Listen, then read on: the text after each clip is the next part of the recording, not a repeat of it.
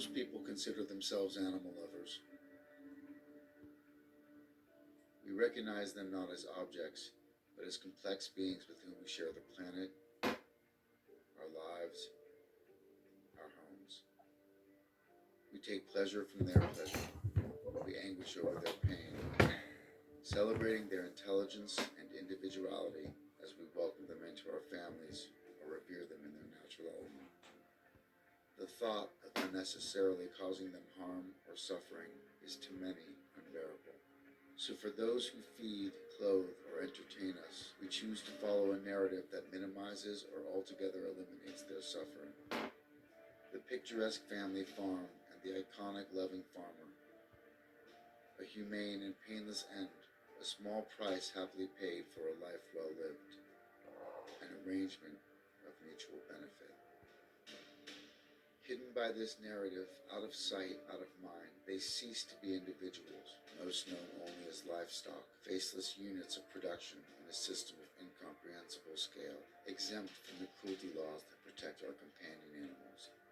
Their suffering, unseen and unheard, their value determined only by their usefulness to humankind, rationalized by a belief in our own superiority and the notion that might equals right, a notion that must be questioned.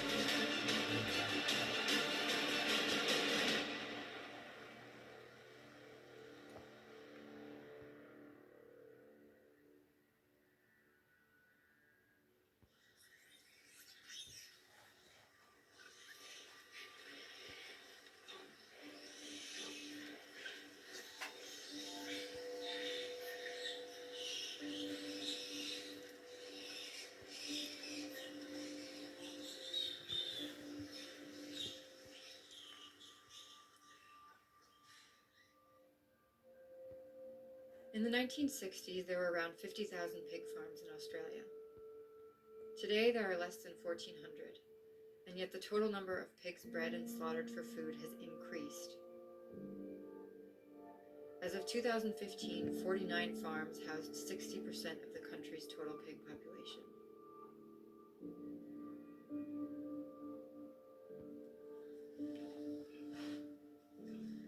Most pigs bred for food begin life in a farrowing crate, a small pen with a central cage, designed to allow the piglets to feed from their mother, the sow, while preventing her from moving around.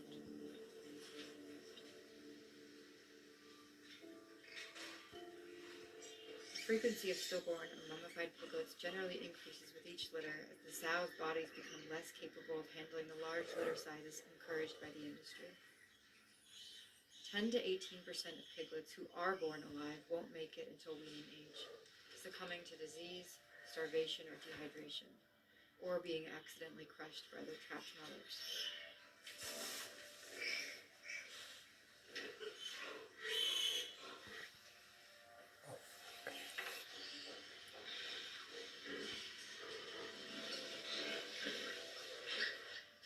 Included in the death toll are the runts of the litter, who are considered economically unviable and killed by staff.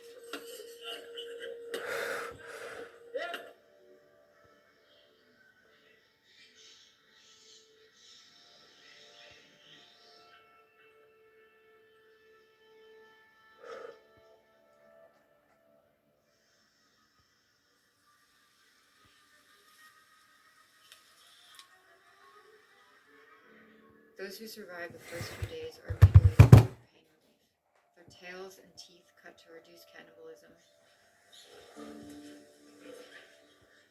and pieces cut from their ears or tags punched in as a means of identification. They are taken from their mothers at 3 to 5 weeks of age. Most are destined for slaughter around 5 months later.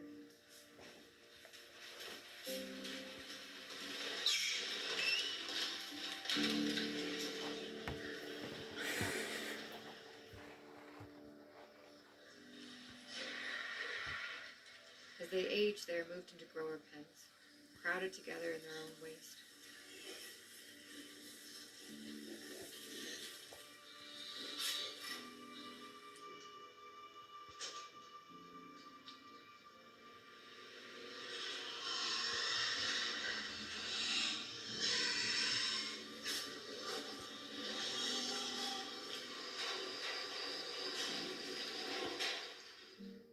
Some female pigs are kept on to replace the sows in the breeding cycle, carefully selected for their perceived ability to produce large litters. Most pig farms utilize artificial insemination rather than natural mating, as it allows them to impregnate up to 30 to 40 female pigs from a single boar. Workers collect the semen by masturbating the boars, then insert it into the sows via a raised catheter known as a torque store.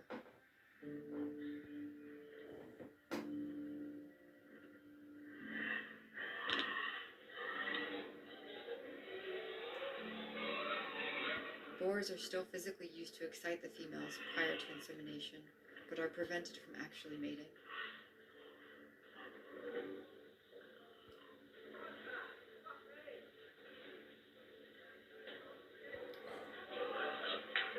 When confirmed pregnant, the sow is moved into one of 2 types of confined housing for the entirety of her 16-week gestation. Sow stalls are individual cages in which, like the farrowing crates, sows are only able to take 1 or 2 steps forward or backwards and are unable to turn around. While gradually being phased out by the majority of piggeries in Australia, sow stalls remain entirely legal with no penalties for keeping sows confined to them for longer than the voluntary limit of 5 days. This is similar to the apparent ban on sow stalls in the European Union, which actually allows up to 4 weeks in them per pregnancy. When given the choice, pigs will relieve themselves far away from where they sleep and eat. The extreme confinement takes a heavy psychological toll.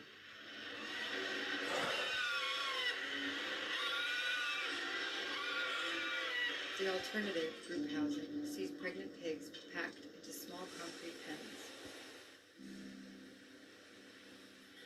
A lack of space and stimuli can cause the pigs to become aggressive.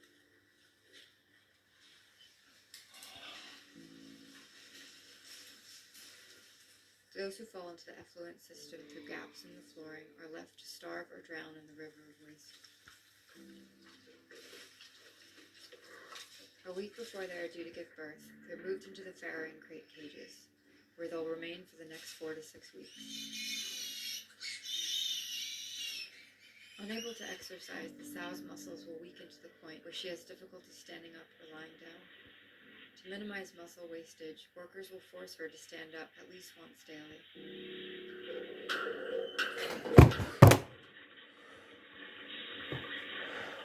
She'll develop pressure sores from the hard surfaces,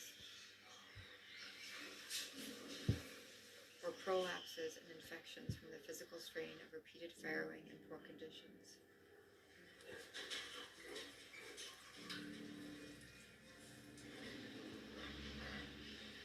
Which can also lead to partial paralysis, preventing her from reaching the food and water at the front of her cage.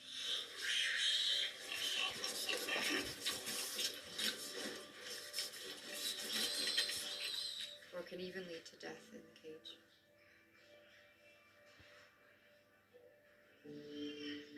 She'll watch helplessly as her piglets fall ill and die.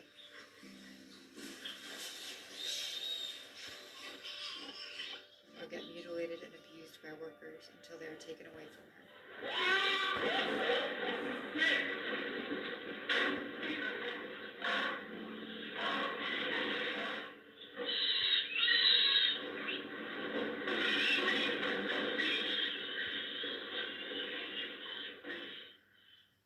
She'll endure this cycle 4 times over 2 years before she's replaced and sent to slaughter, or killed and dumped on site.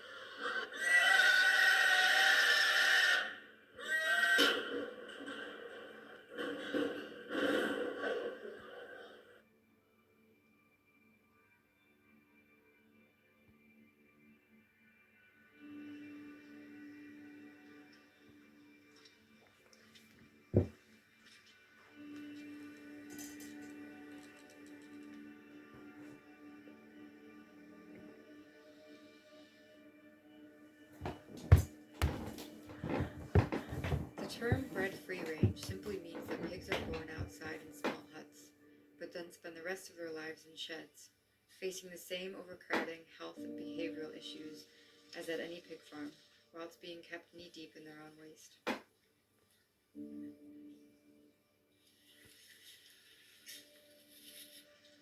Capable of living 10 to 12 years, most pigs are killed at just 5 to 6 months old, packed in transportation trucks at the piggery and driven often long distances to the slaughterhouse without food, water, or protection from extreme heat or cold.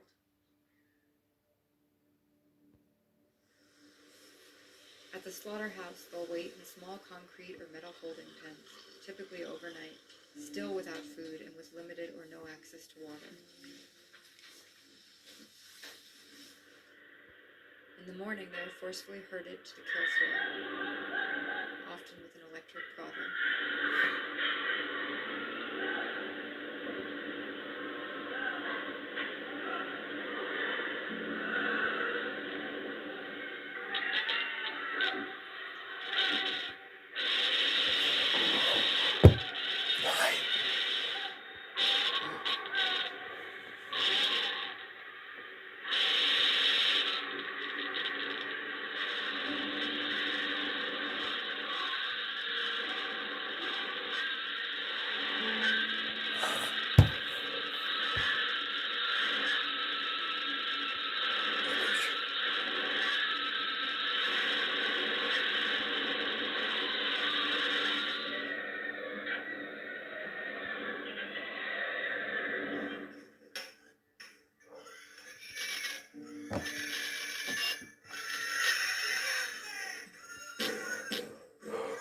The most common method of stunning and killing pigs in Australia, used at all major pig abattoirs and touted as the most humane and efficient option, is the carbon dioxide gas chamber.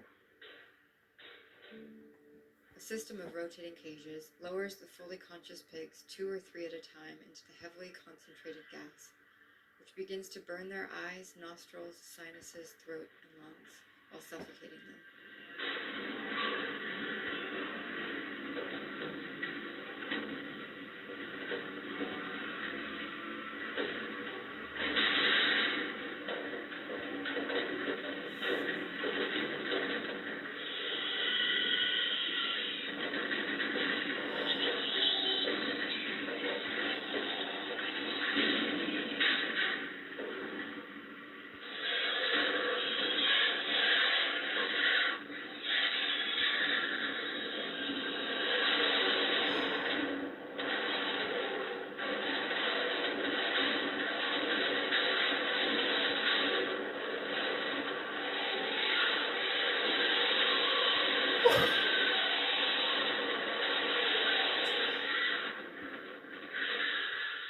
Lower concentrations of carbon dioxide would cause less pain and stress, but would take much longer to render the pigs unconscious, making it economically unviable.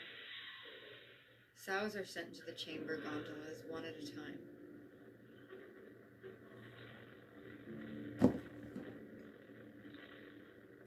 Because of their size, the gas is less effective, with some emerging partly conscious, in which case they may also be electrically stunned afterwards. Tipped out the other side of the chamber, the pigs' throats are cut and then they are bled out.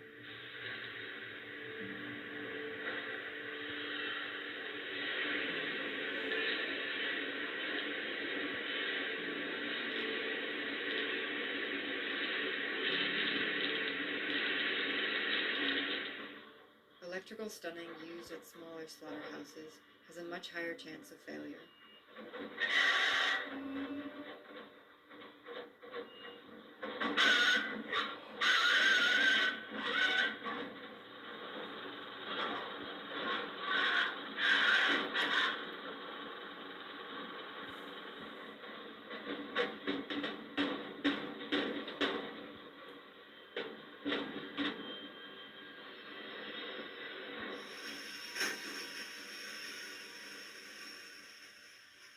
Incorrect amperage, positioning of the stunner, or length of time applied, or failing to cut the throat quickly enough, can lead to the pig being merely paralyzed and unable to move, while still capable of feeling pain, or regaining consciousness while bleeding out.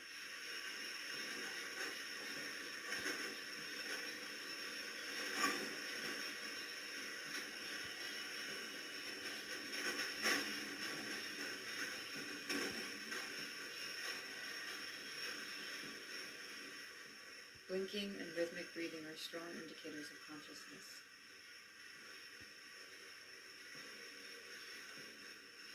One by one, they are picked off in front of each other.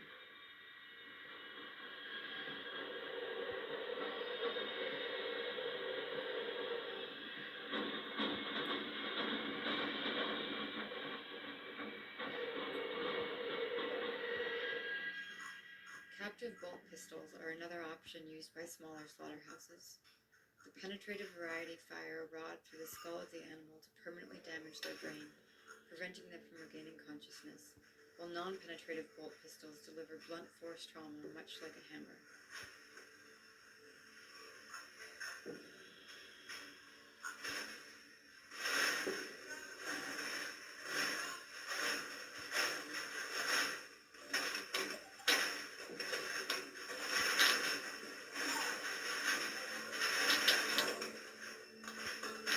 Effective stunning requires the gun to be angled in position at the correct part of the head, which is often difficult if the head is not restrained.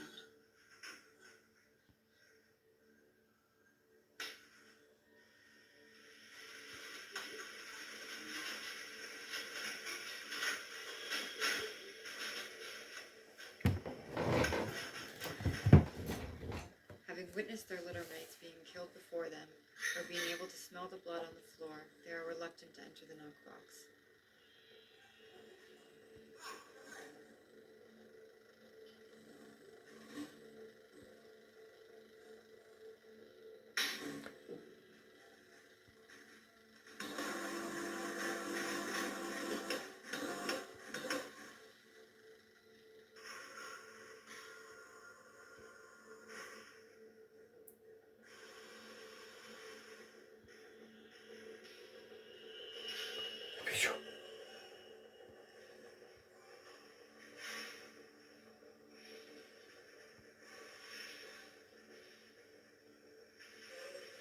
The bolt gun is even less effective on larger pigs, like sows.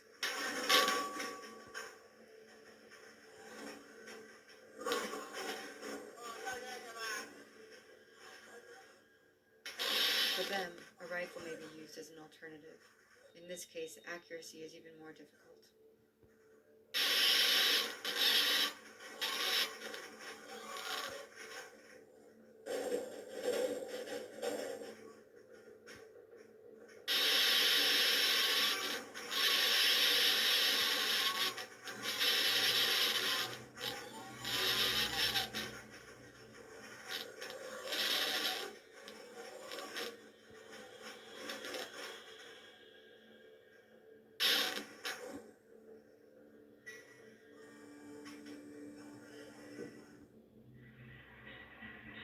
After they've been bled out, pigs are dropped into tanks of scalding water in order to soften their skin and remove bristles and hair.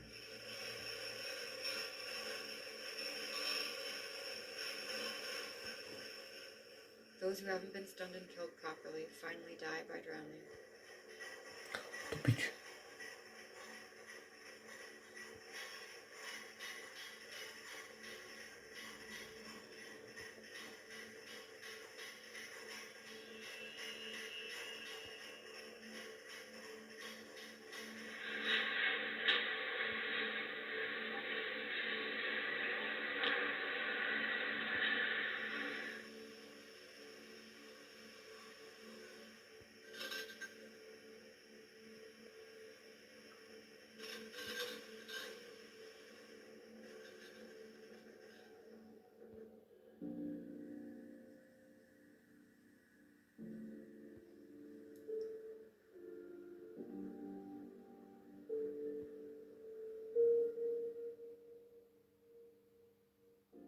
The waste products, the skins, bones, hoofs, guts, and fat, are trucked to the rendering plant to be turned into lard for use in food, soaps, lubricants, or biofuel, or into other products like gelatin.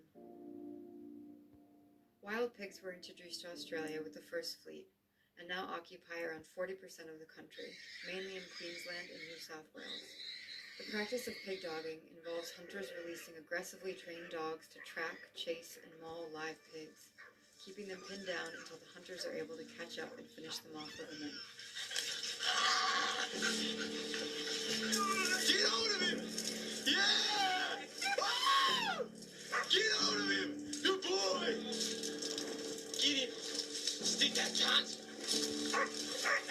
Yeah! Yeah! Woo! Yeah! Kill! Got him now! Good dog! Woo! Fuck yeah! Yeah!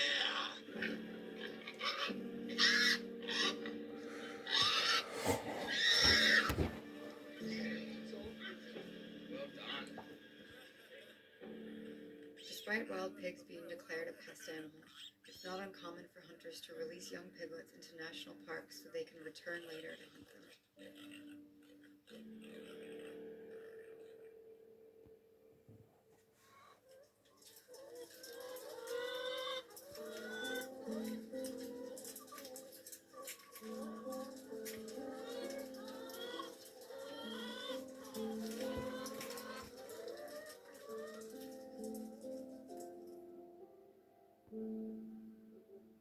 For egg-laying hens, life begins at the hatchery.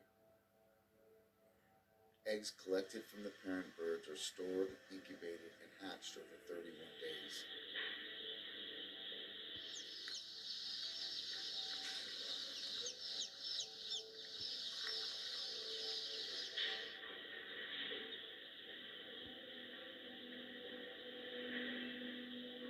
The male and female chicks are sorted onto separate conveyor belts.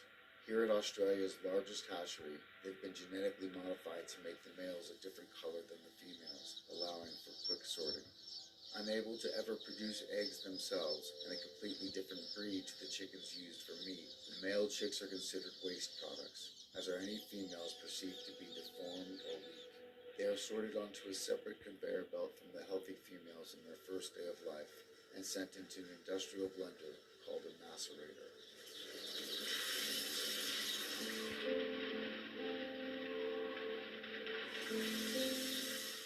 This practice is legal and referred to as humane by the RSPCA. Smaller hatcheries may use carbon dioxide gas or simply suffocate the chicks in plastic bags. All commercial egg farms, caged, barn-laid, free-range, organic, RSPCA approved, involve the killing of male chicks to a total of roughly 12 million per year in Australia.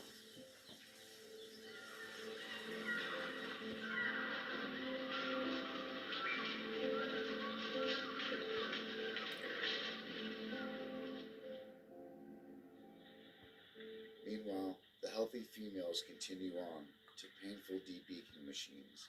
Hens are debeaked to minimize the harm they can do to each other in the confinement of egg farms.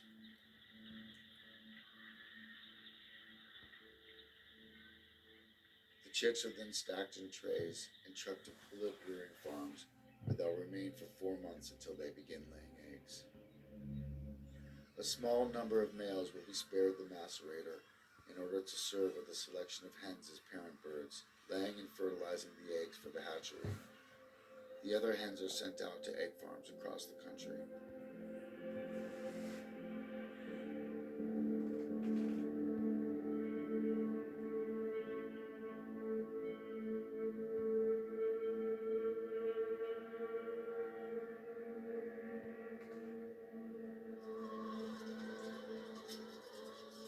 Around 2/3 of the 18 million layer hens at any given time in Australia are housed in battery cages.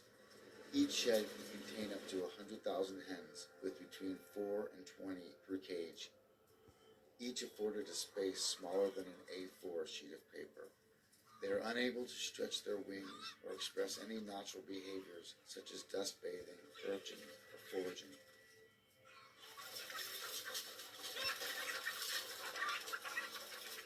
Due to decades of genetic manipulation and selective breeding, they lay an egg almost every day for a total of up to 330 per year, compared to the 10 to 15 that a wild hen would lay.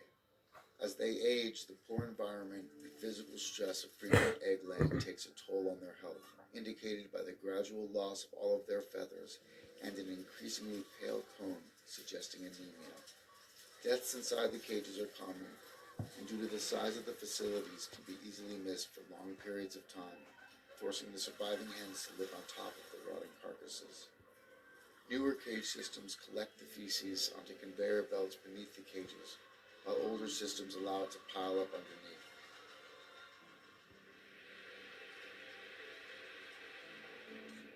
Birds who manage to escape the cages are left to die in these manure pits.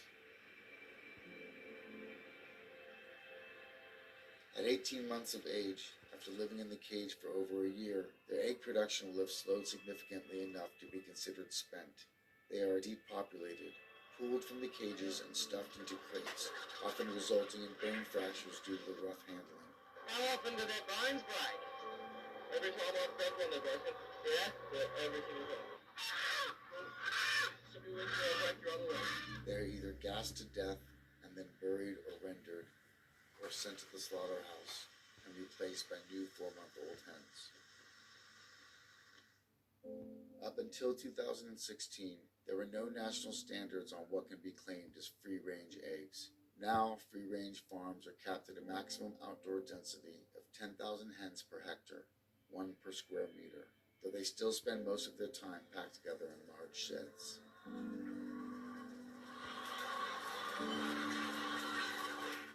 Chickens naturally form and live within a social hierarchy called a pecking order, but are only able to recognize around 100 other chickens. In sheds or paddocks with thousands of other birds, their inability to maintain this pecking order results in chaos. The weak birds are picked on with no way to escape. Disease spreads rapidly.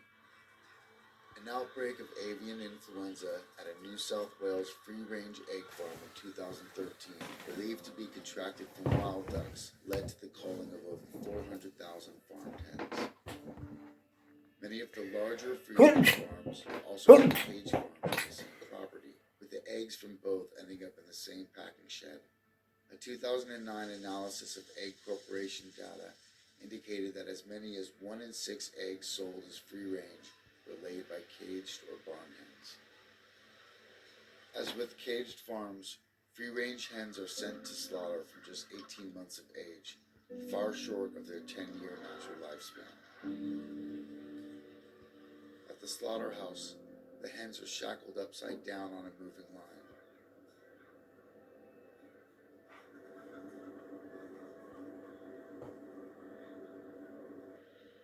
They are lowered into a bath of electrified water to stun them prior to their throats being cut by an automated blade.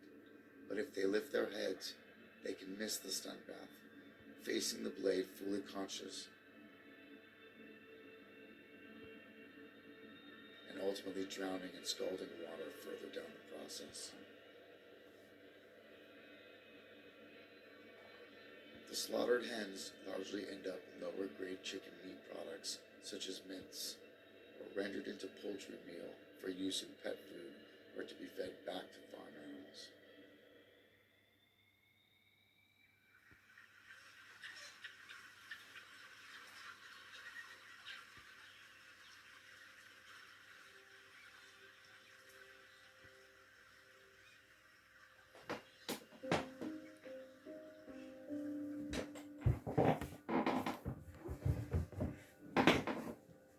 Chickens bred for meat, known as broilers, are a larger breed than egg layers, designed through human intervention to grow rapidly to massive sizes.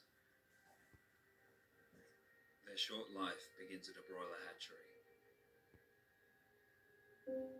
While both the males and females are used by this industry, these hatcheries also use macerators.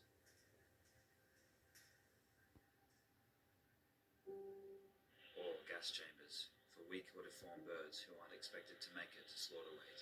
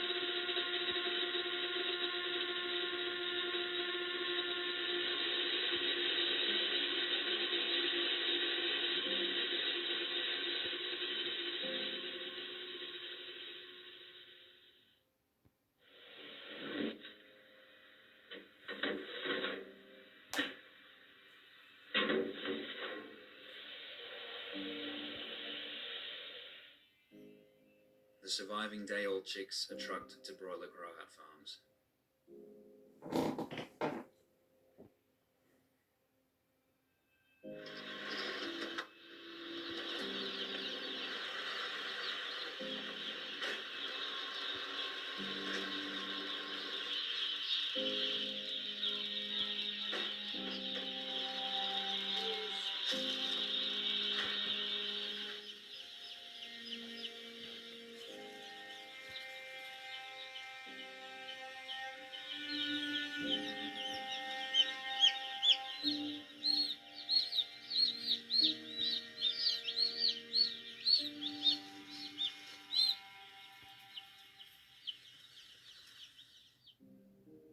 As of 2016, there were 530 broiler farms in Australia, together housing at any given time a total population of around 90 million birds. Each shed holds 40 to 60,000. Within their first week of life, a mortality rate of 4 to 6% is normal, equating to 1,600 to 3,600 dead chicks per shed, roughly 200 to 500 daily. The majority of these will have been found dead by workers. Others who seem weak or injured will be killed or tossed out alive.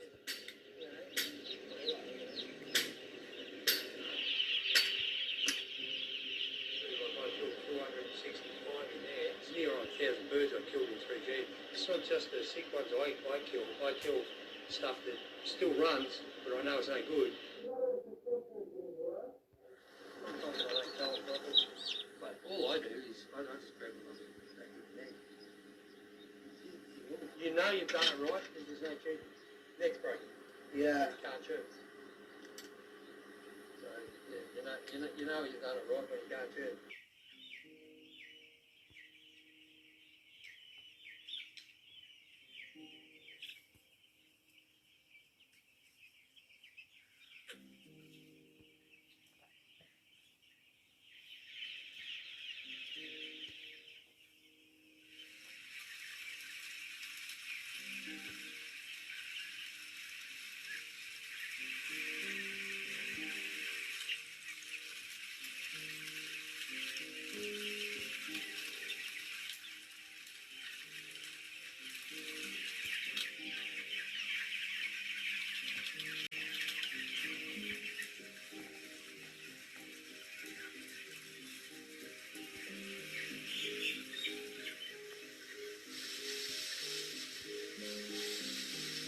As they grow, they quickly fill out the available space in the shed, living amongst a build-up of their own feces.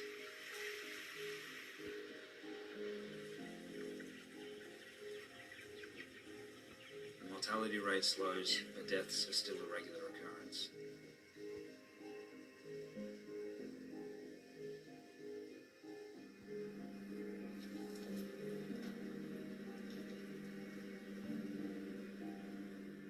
far from the sheds, the bodies are piled up and composted.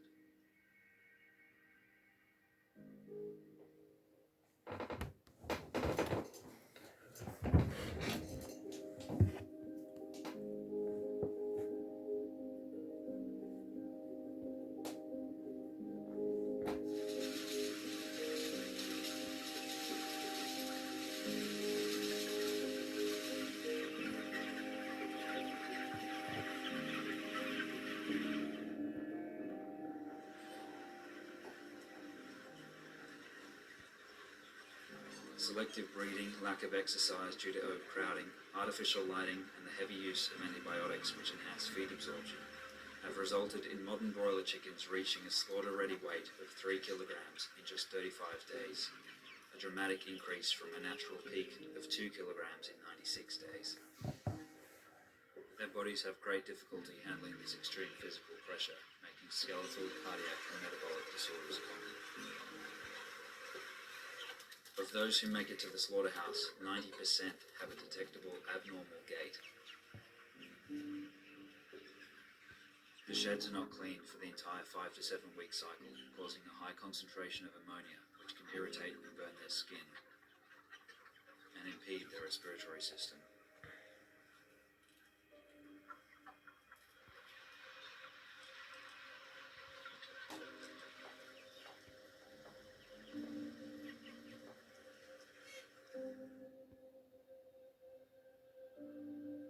Chickens sold under the RSPCA approved label are given a single perch running down the middle of the shed, but otherwise the conditions and process are identical.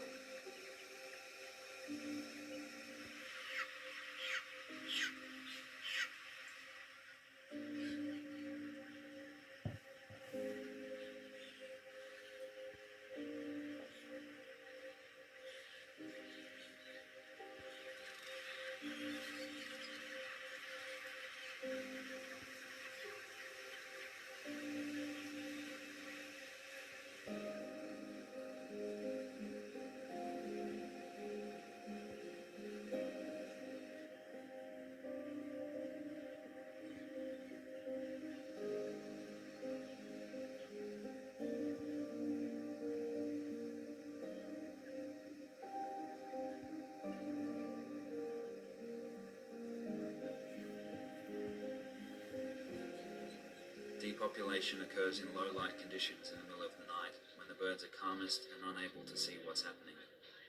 They are typically caught by hand by contract teams and jammed into plastic crates. The crates then forklifted onto trucks for transport to the slaughterhouse.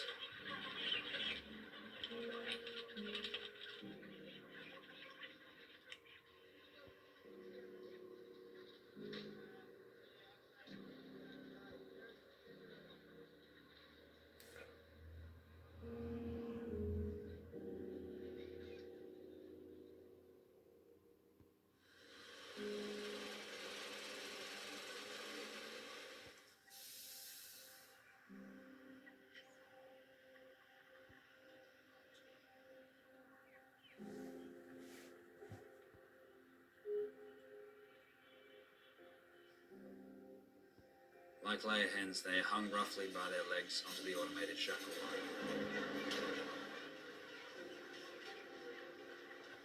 then dipped into the electric stun bath, with any birds who lift their heads proceeding fully conscious, before having their throats cut open by a rotating blade.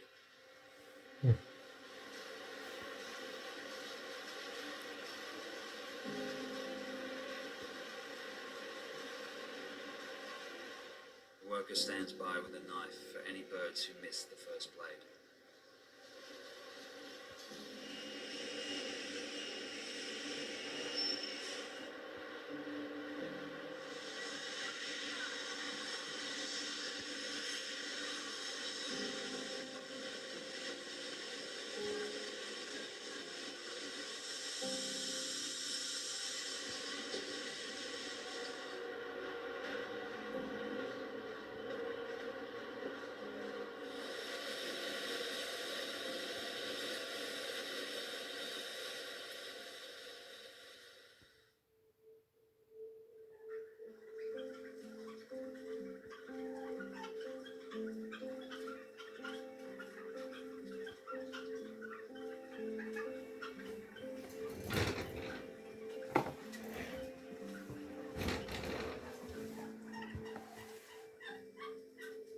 Farm turkeys have been selectively bred to grow so large that they cannot naturally mate, so the turkey industry relies on artificial insemination, shown here at a free-range farm in Victoria, though considered standard practice at the small number of Australian turkey hatcheries.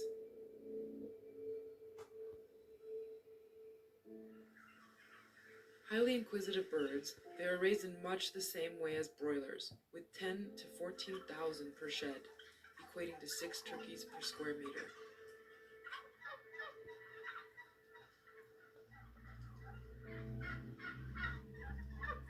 Genetic alterations and artificial lighting to maximize feeding contribute to a growth rate double that of their wild counterparts. They rapidly reach a weight their legs cannot support.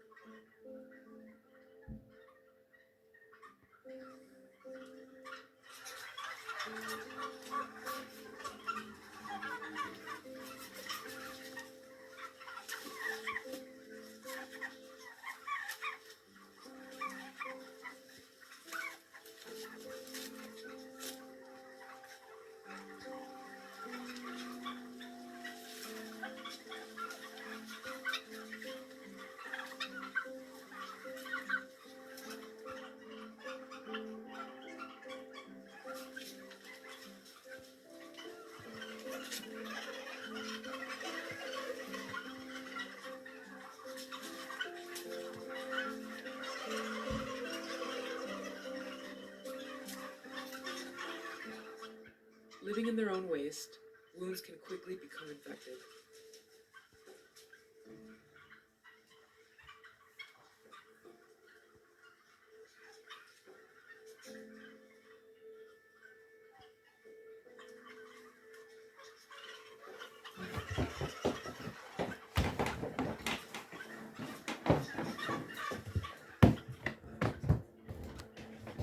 The frequency of deaths increases with age to an average rate of 3 to 5% for females near the end of their 12-week lifespan in the sheds, and 10 to 12% for males near the end of their 16-week lifespan.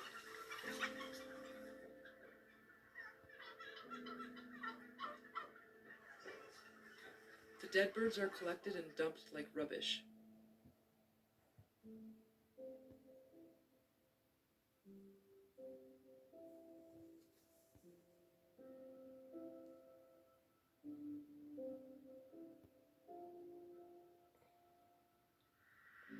The rest are trucked to the slaughterhouse, where they are punched, kicked, and beaten while being shackled upside down onto the slaughter line.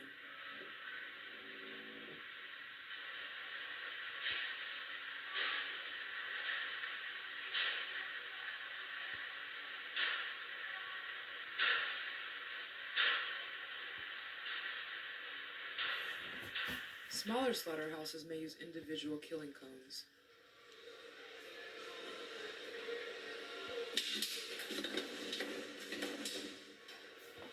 No.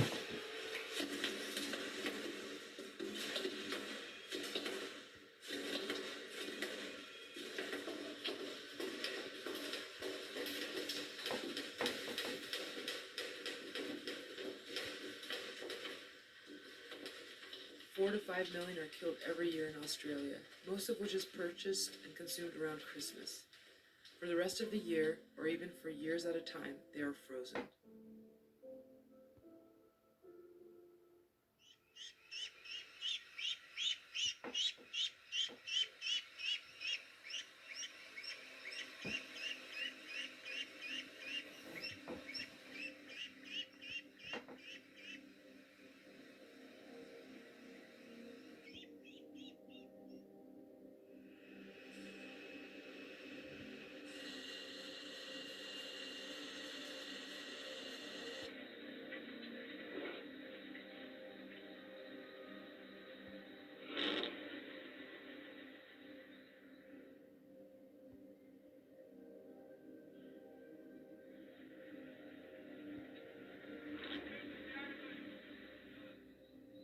As with broiler chickens, macerators are still used in duck hatcheries for the weak or deformed ducklings who aren't expected to survive the grow-out.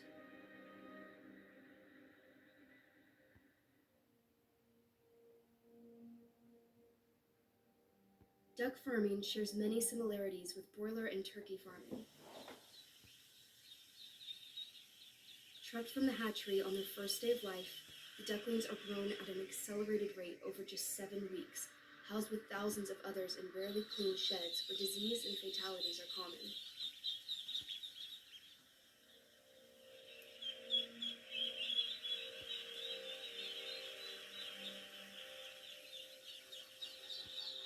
Ducks are aquatic animals, so they naturally have weak leg and thigh joints as they don't normally need to hold their body weight for extended periods of time. Where surface water is available, ducks will float for long periods, reducing pressure on their muscular and skeletal systems. However, when surface water is denied, as in most Australian farms, including those labeled as free range, ducks must hold their entire body weight on their legs for up to 7 weeks, often much longer for ducks kept for breeding, resulting in lameness, dislocated joints, and broken bones. Selective breeding aimed at growing ducks faster and heavier, coupled with the insufficient bone formation of their juvenile skeletal system, adds even more pressure on their already weak leg and thigh joints.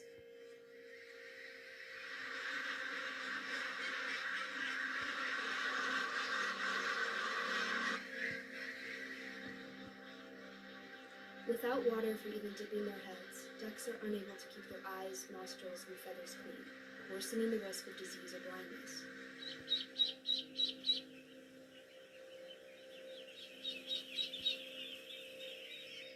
Living in their own waste and the resulting high levels of ammonia can cause painful burns on their feet and exacerbate wounds and injuries.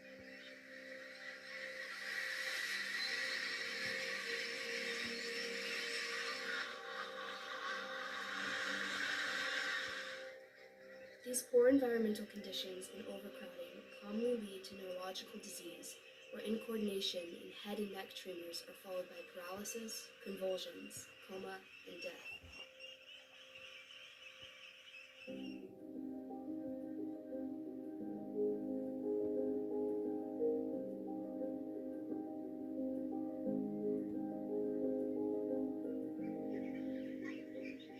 When sick or injured ducks are found by workers, they are killed by having their necks broken.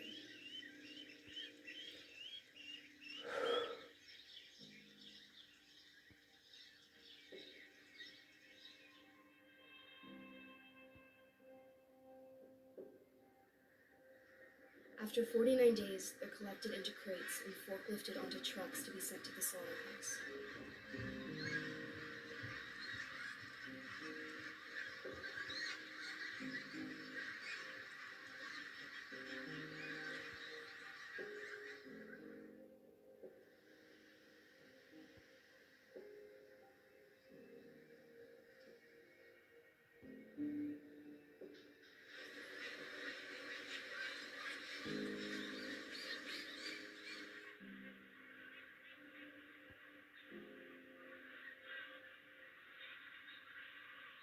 Many don't survive the trip. Just like chickens and turkeys, ducks are hung by their feet onto the slaughter line. The typical electric stun bath, once again, is not always effective, with many birds having their throats cut open while conscious and eventually dying from blood loss or by drowning in the scalding tank.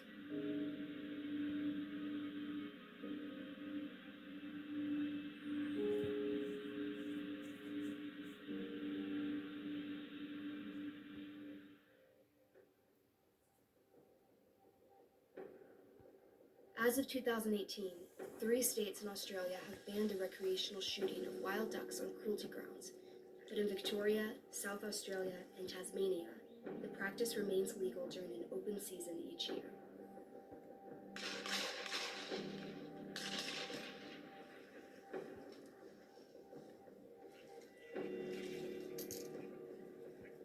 The population of water birds in Victoria has been steadily declining, in 2017 hitting the lowest numbers in 34 years. Yet the hunt continues under justification of increased business to the rural communities surrounding the wetlands, and the general enjoyment and satisfaction felt by the hunters.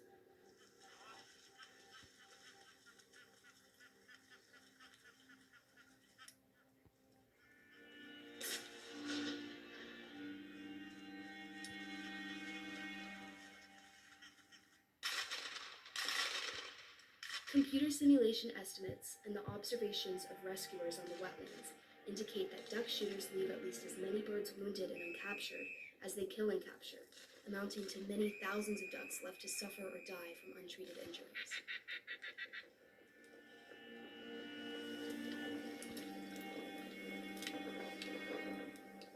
Additionally, the bodies of many legally protected species, such as the rare and endangered freckled duck, have been retrieved from the wetlands during hunting season, with shooters either failing to identify the species before firing or just firing anyway.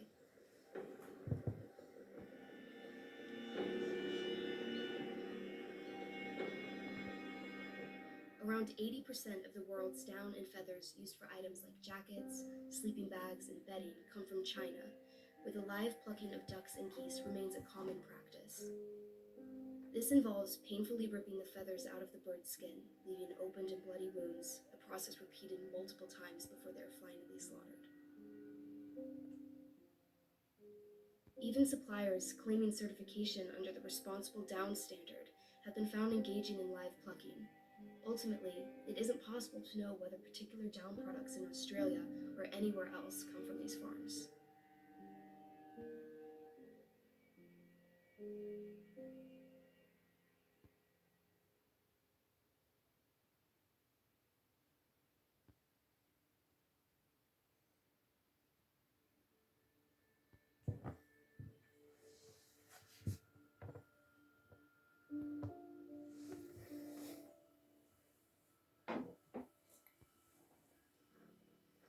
Like humans, cows are strongly maternal beings who form close bonds with their young and must give birth in order to produce milk.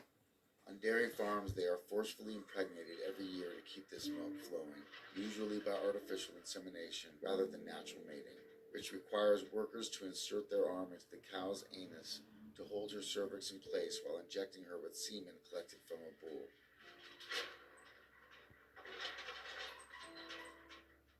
The calves are taken away mere hours after being born so that the milk intended for them can be collected and sold for human consumption.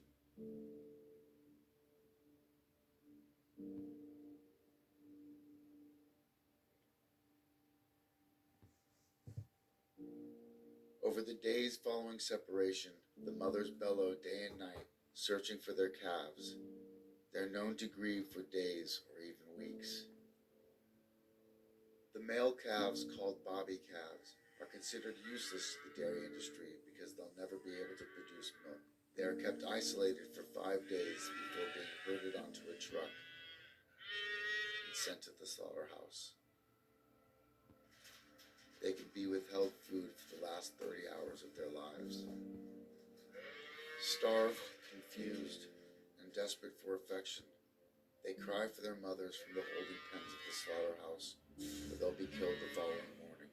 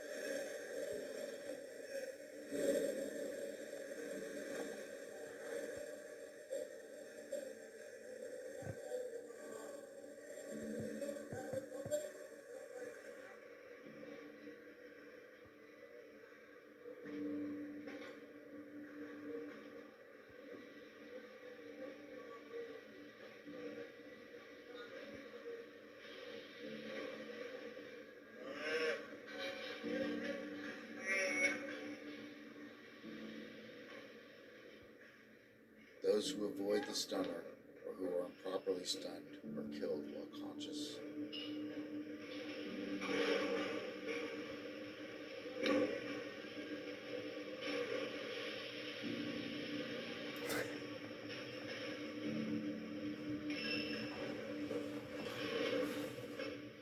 Around 700,000 male calves are slaughtered as waste products of the dairy industry every year in Australia alone.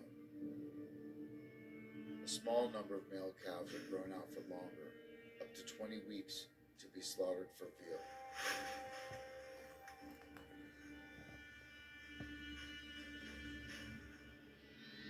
female calves are also kept isolated, fed on powdered milk replacer, eventually to join the cycle after being impregnated themselves.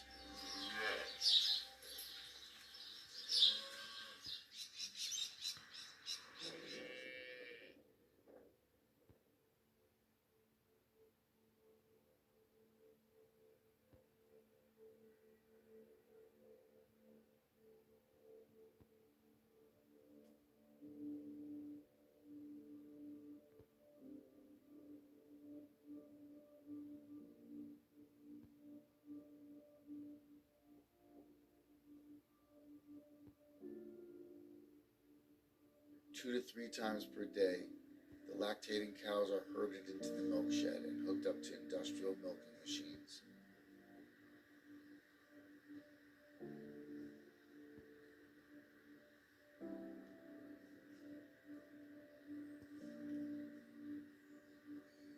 In natural conditions, they can live up to 20 years. On dairy farms, they last only 4 to 8 years. Some, known as downers, succumbing to the pressure of continuous impregnation and producing up to 10 times more milk than they naturally would. The rest, sent to slaughter when their milk production begins to slow down, or they become too injured to continue.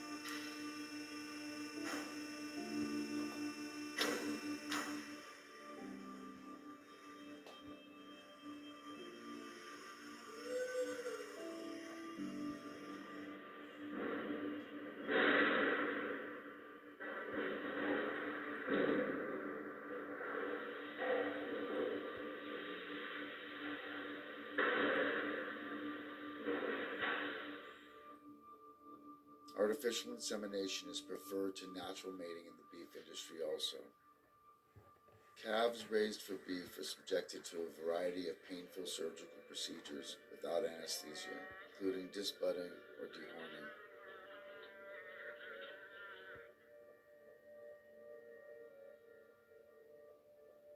Ear tagging.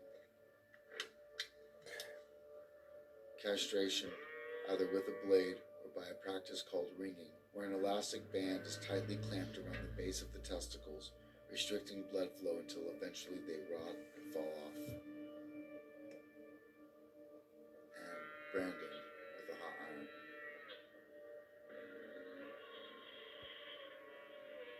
Those who get sick typically lack veterinary care and deteriorate quickly.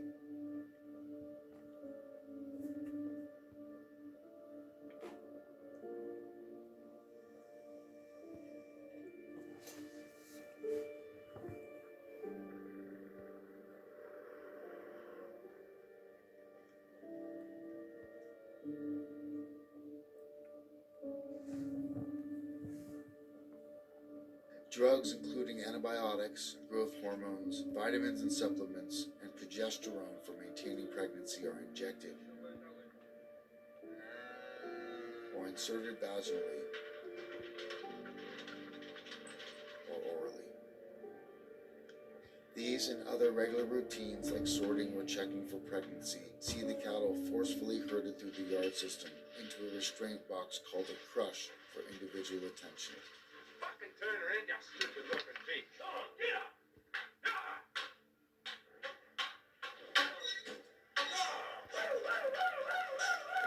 Get back! Get back! Come on, you fat lump of shit!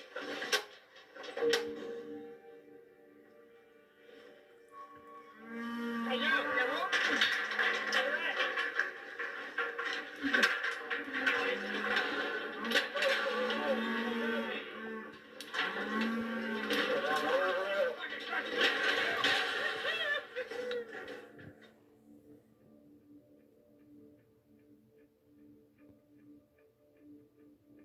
Around 40% of Australia's total beef supply and 80% of beef sold in major domestic supermarkets comes from cattle who've spent the last 10 to 15% of their lives packed into barren feedlots, where they are fattened up with grain before slaughter at 18 months of age.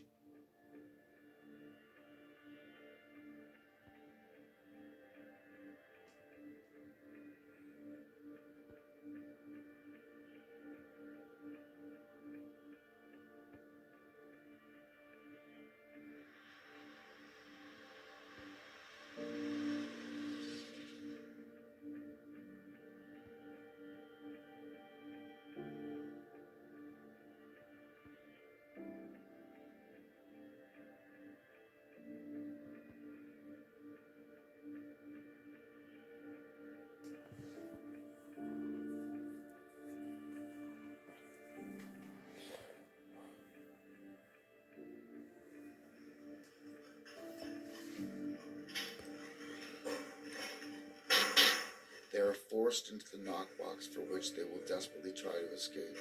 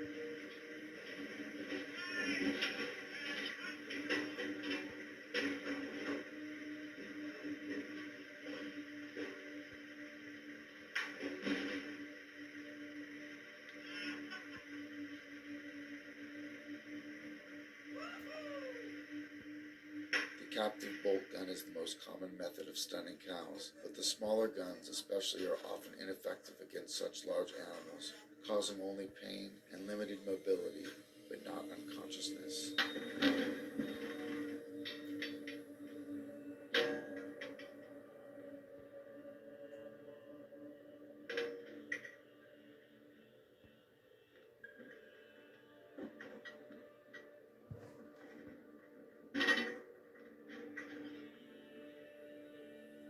A rifle is a less common alternative.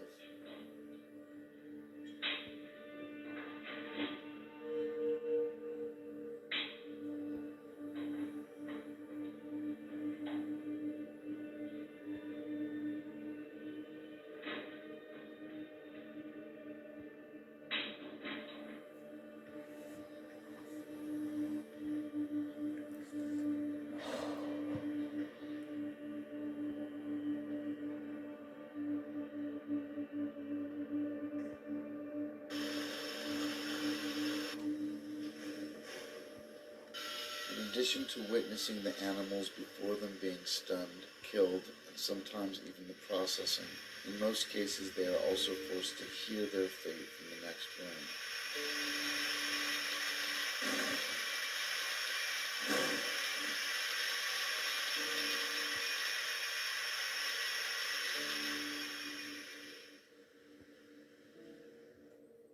For cows slaughtered while pregnant, the blood from their unborn calves, known as fetal calf serum or fetal bovine serum, is of great value to the pharmaceutical industry, fetching around $600 per liter. The hides of cows and bobby calves are sent to tanneries to be turned into leather, the majority of which is then exported overseas. There is a common misconception that leather is a byproduct of the meat industry, intended to reduce waste. It is far more accurate to say that it is a co-product, sometimes more economically valuable than meat, to the point where more and more animals are being killed for their skin than for their flesh.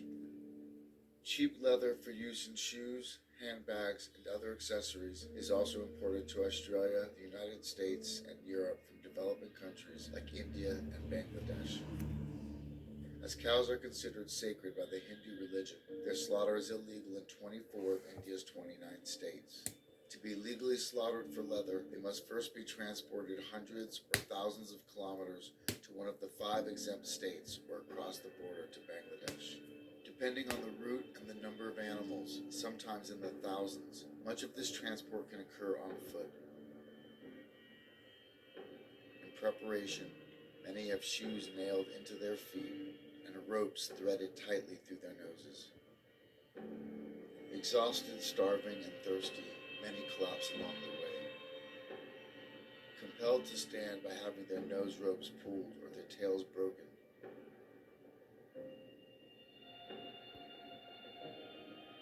being beaten with sticks or having chili pepper rubbed into their eyes.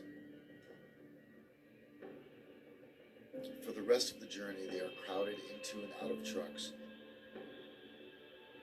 their horns piercing and gouging each other, and their bones often breaking. Those who make it to the slaughterhouse are killed in front of each other without prior stunning. Some even skinned alive. The hides are soaked in toxic chemicals known to cause cancer or chronic skin diseases, often by children. The fundamental concept of rodeos is the physical control and domination of weaker, more vulnerable beings.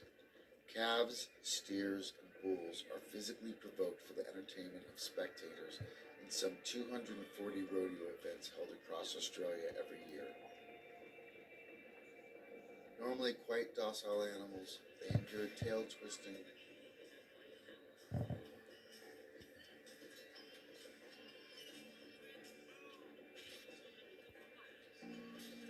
electric prodding,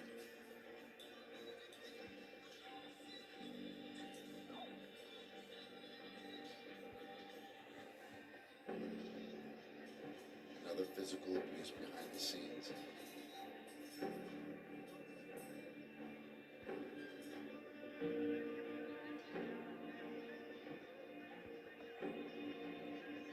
As well as the use of metal spurs and straps tightened around their abdomens to make them buck and appear wild.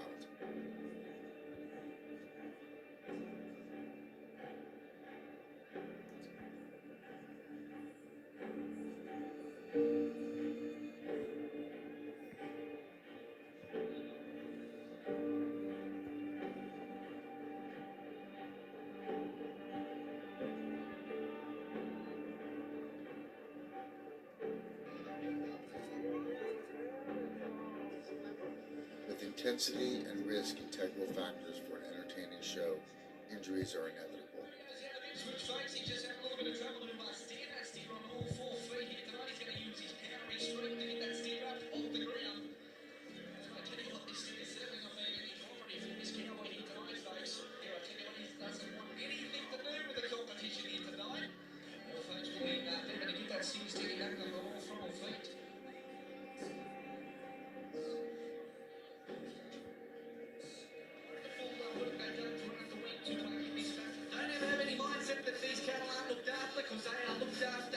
Absolutely outstandingly.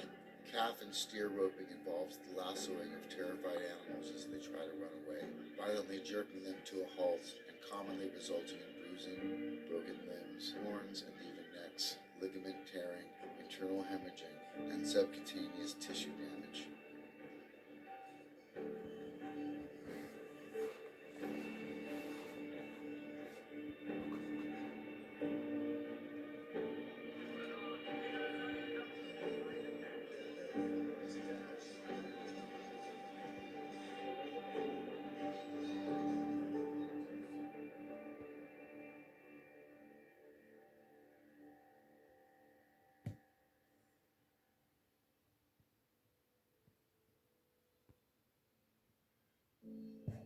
Winter lambing is the practice of impregnating sheep so that they give birth in winter months, meaning their lambs are weaned in spring when pastures are most fertile.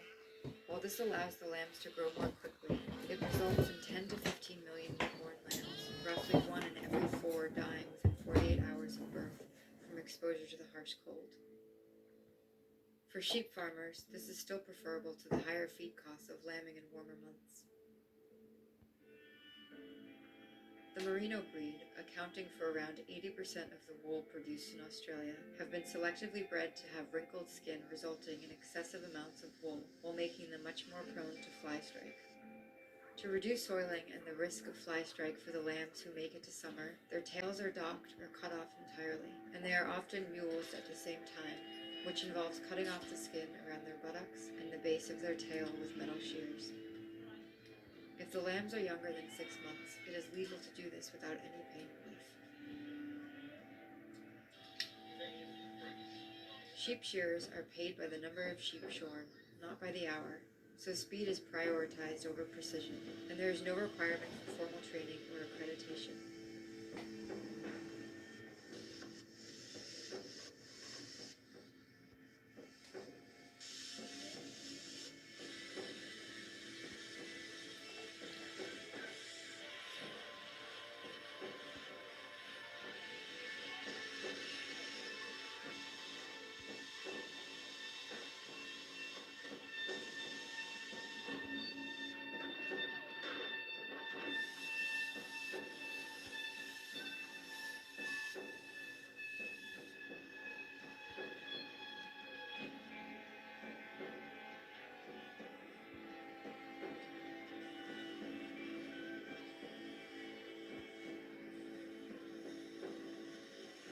After a few years, when they can no longer produce enough wool to be considered profitable, the sheep are sent to slaughter and sold as mutton, while lambs raised for meat are killed between 4 and 12 months of age, far short of a natural lifespan of 12 to 14 years.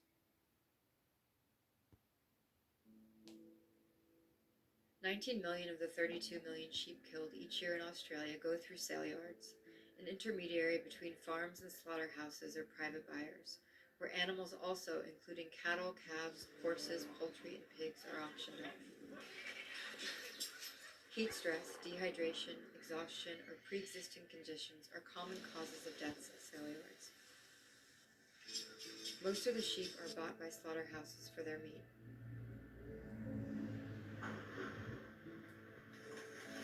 No animal at a slaughterhouse walks willingly to their death.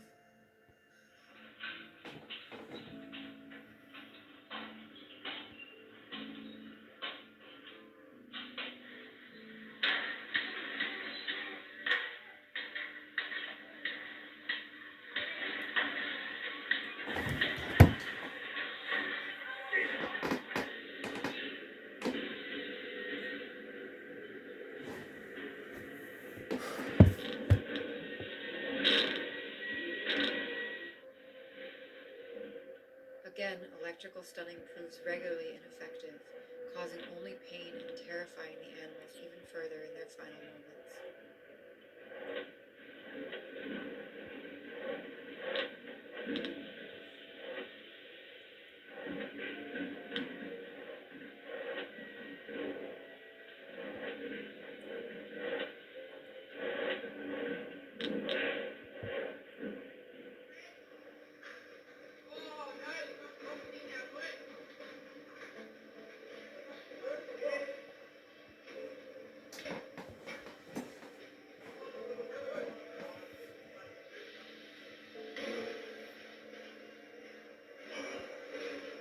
Bolt gun stunning is no better.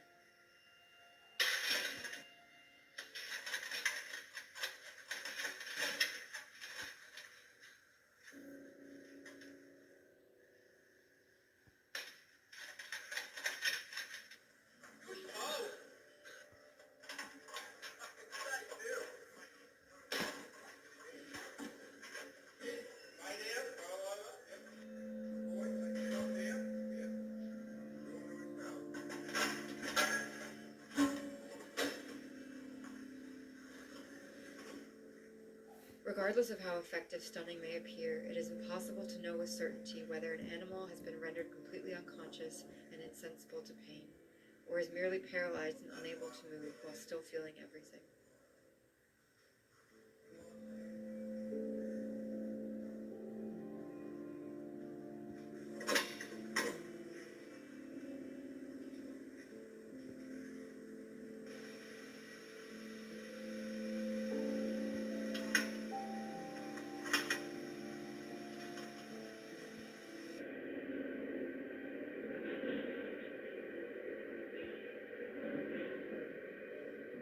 their fear and desperation, some managed to briefly escape, directly confronted with the bodies of those before them.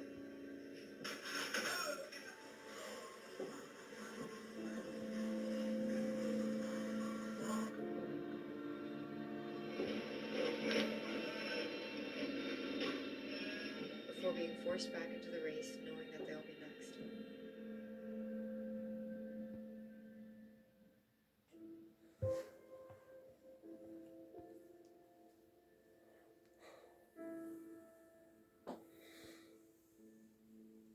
Goats are farmed for dairy in much the same way as cows, repeatedly impregnated to ensure a continuous supply of milk. A niche industry with only around 65 farms in Australia, goat's milk is marketed as a more easily digestible alternative suitable for people with allergies to cow's milk. Worldwide, more people drink the milk of goats than any other animal.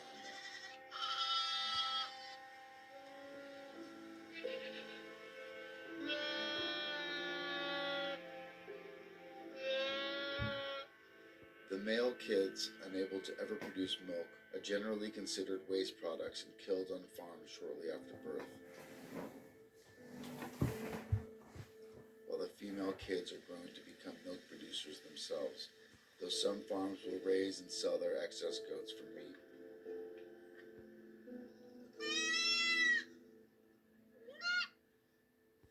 The lactating mothers are milked twice daily for up to 10 years before slaughter, at their peak producing 4 liters of milk per day to be sold fresh or turned into cheese, butter, ice cream, yogurt, and soap.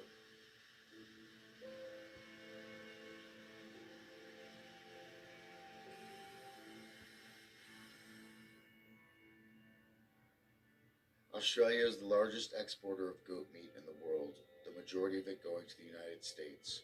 Only 10% comes from goats bred and farmed for meat, the rest from rangeland goats, a wild breed originating from escaped domestic goats brought to Australia by European settlers.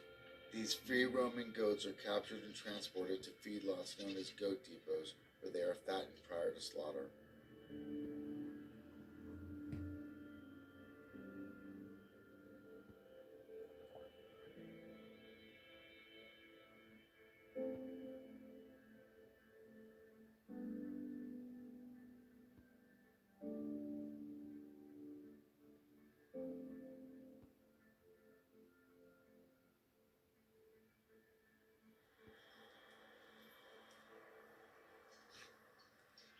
Pregnant animals being sent to slaughter is not uncommon, and inevitably, some will give birth in the transport trucks or in the holding pens shortly before they are herded to the kill floor.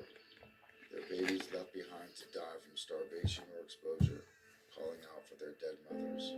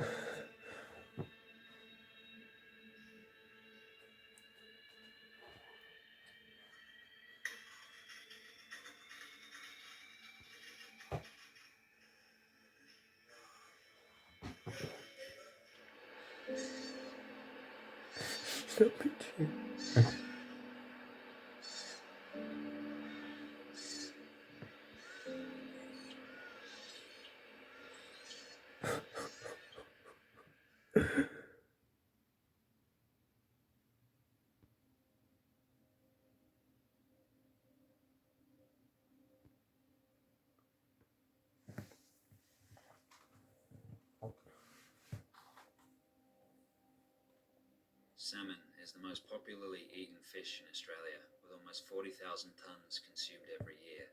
They are farmed offshore in underwater cages, primarily in bays on the south and west coasts of Tasmania due to the cooler waters.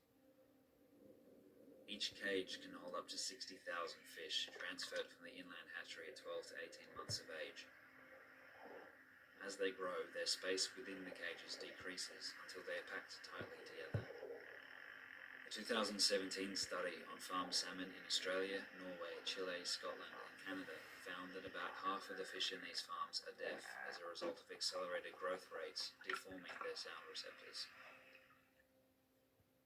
The World Heritage Macquarie Harbour on Tasmania's west coast is home to the largest concentration of fish farms in the country, with the salmon industry's three key players, Tassal, Huon and Petuna, all owning several farms comprising up to 2 dozen cages.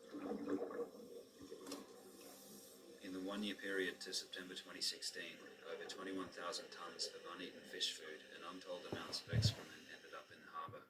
Such high levels of pollution lead to dangerously low levels of oxygen in the water and greater risks of disease, contributing to large numbers of deaths within the farms.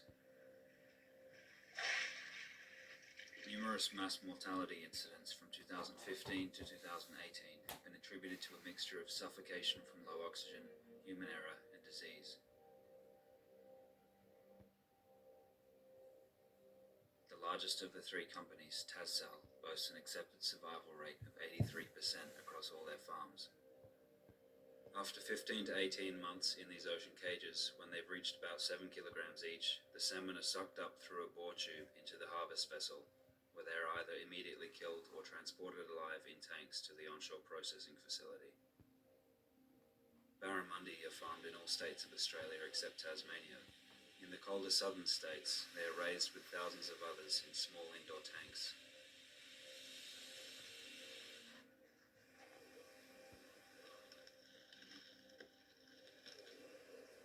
While in the northern states, they're raised either in offshore sea cages similar to salmon farms or in outdoor pond systems used also for trout.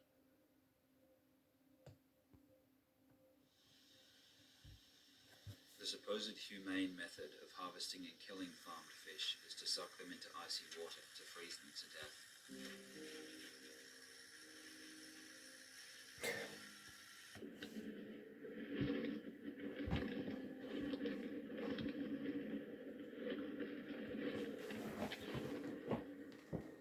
Far from humane, it is a slow and painful death, sometimes taking half an hour to kill.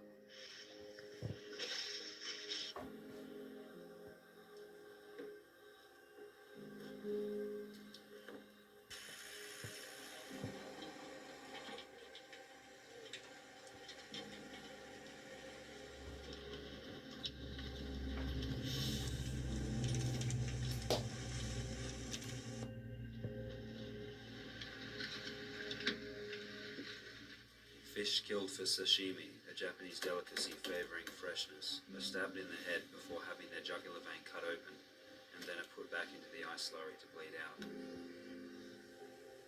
Stores and restaurants displaying live fish allow customers intent on freshness to choose which individuals they would like killed.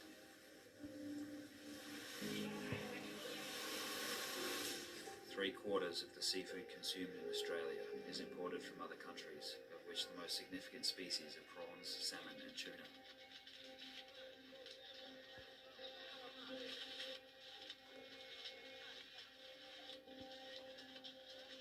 Commercial fishing trawlers drag large nets through the water behind them, indiscriminately capturing all species in their wake.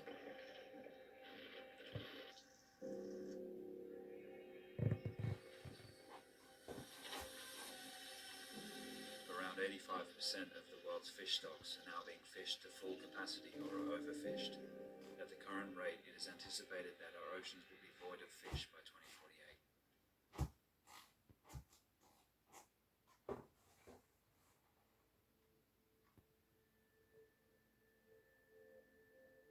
The rabbit farming industry in Australia is a struggling one. Highly contagious diseases introduced to eradicate wild rabbits, carried by insects, can quickly wipe out entire farms, while others struggle to compete with the cheaper price of wild rabbits trapped and killed by hunters.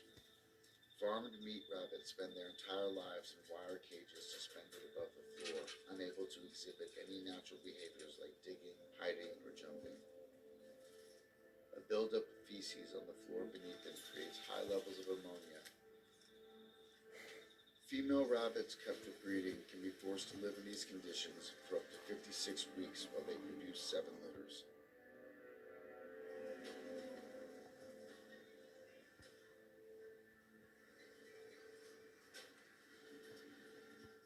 Most of the rabbits, capable of living from 8 to 12 years, are killed at 12 weeks old.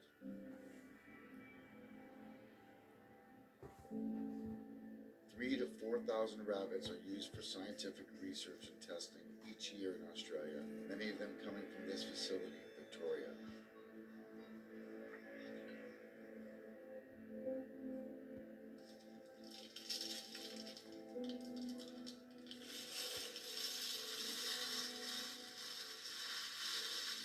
Most fur products sold in Australia are imported from overseas, much of that harvested from rabbits. In 2015, clothing brand Reakce shut down their Australian operations and began importing rabbit fur from Europe.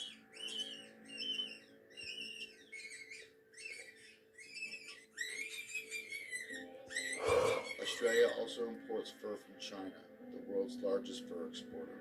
Of 10 rabbit fur farms visited by an undercover investigator, half engaged in the practice of plucking the fur from live rabbits, a process repeated every 3 months, between which the rabbits live in wire cages. Plucking results in longer, more profitable hair compared to shearing or clipping. As rabbits age, they grow less fur, and ultimately are hung up and skinned for a final harvesting, sometimes while still alive. 12 rabbits are killed to make the felt for just one Cooper hat. Worldwide, over 1 billion rabbits are killed for their fur every year.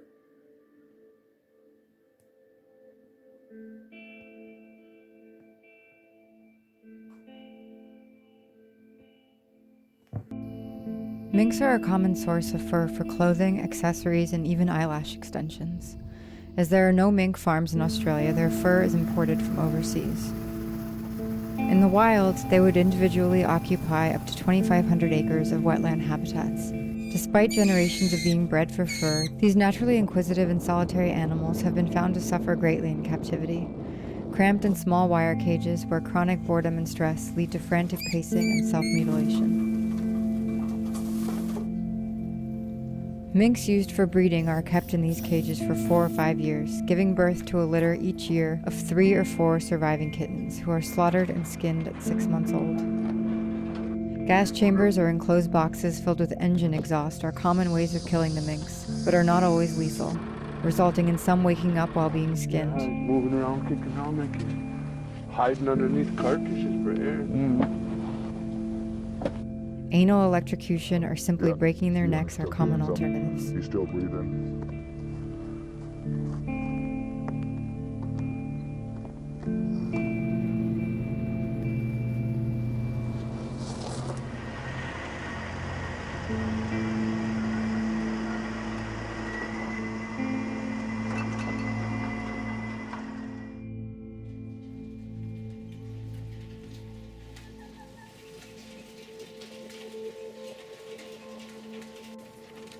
After minks, foxes are the second most commonly farmed animal for fur, facing many of the same problems.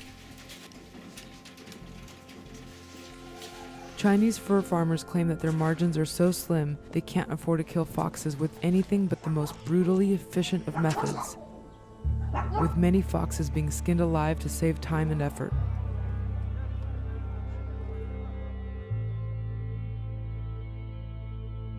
Introduced to Australia by British settlers for their traditional sport of fox hunting, and later to control the spread of introduced rabbits, foxes are now classified as pests across the country, with numbers estimated at over 7 million. The hunting and shooting of foxes on personally owned land is legal in all states. Hey!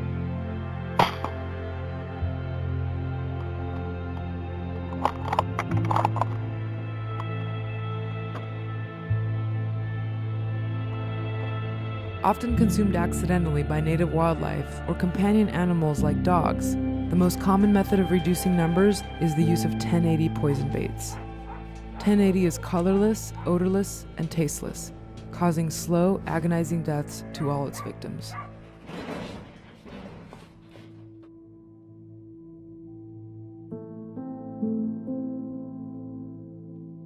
While Australia, the EU, and the US have banned the import of dog and cat fur, investigations show that Chinese dog and cat fur is frequently mislabeled as fox, rabbit, or mink. Each year in China, around 2 million dogs and cats are bred, stolen from homes, or taken from the street, squeezed into wire cages, and sometimes transported for days without food or water to be hanged, bled, beaten, or strangled to death, or even skinned alive.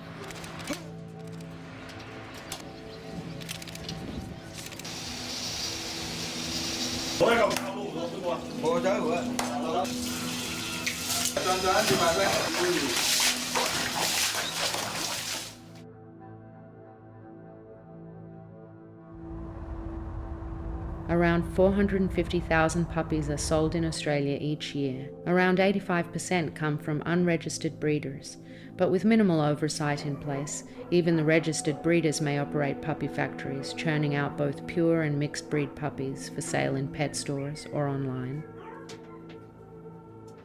In these factories, it can be entirely legal to keep a mother dog confined to a barren concrete cell in a shed for 23 hours a day, continually re-impregnated.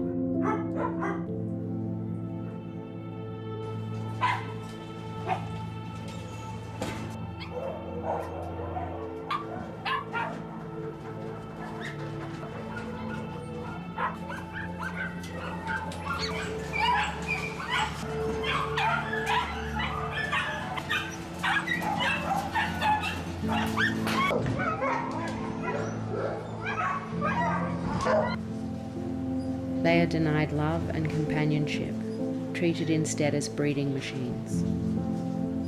These cute puppies, sold for thousands of dollars, often suffer from diseases or other health conditions or behavioral difficulties as a result of the conditions they were exposed to in the farm and generations of selective breeding.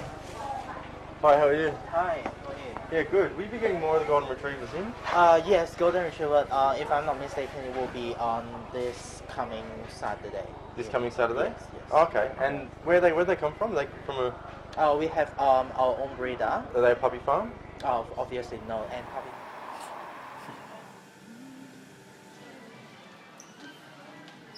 Oh, they're so beautiful. So, And it's a good breeder. yeah, definitely they are registered. So it's not like, because I've been hearing bad things about yeah, puppy farms and stuff. It's not a puppy farm. Puppy farm, you will get puppies really sick in there. Sick puppies, okay.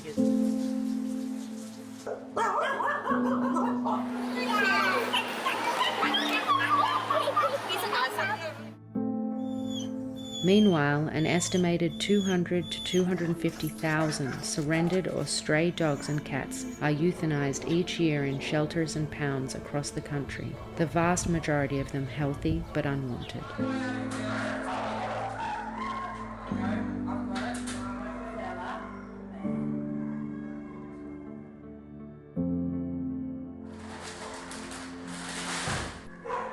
Despite numerous widely publicised scandals in recent years, greyhound racing continues to be a large and powerful gambling and entertainment industry in Australia and around the world. The rapid acceleration and extreme speed at which these large dogs chase the lure around a track inevitably results in collisions, falls, and injuries, the most frequent being muscle tears, ligament ruptures, and tarsal fractures. Each week on Australian tracks, up to 200 dogs are reported injured, with an estimated 6 to 10 greyhounds either dying on track or being put down afterwards.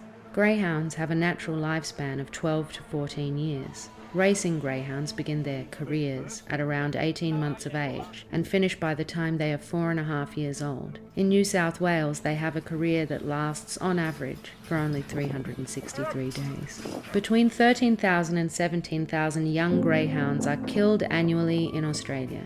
Of the 97,000 bred in New South Wales in the 12-year period to 2016, 50 to 70% or more were killed because they were considered too slow or unsuitable for racing. There is a growing body of evidence showing greyhounds are frequently killed in inhumane ways, with trainers preferring the cheaper option of gunshot or bludgeoning over paying for a vet to euthanize. The dogs' bodies may then be dumped in pits on private properties or scattered in bushland.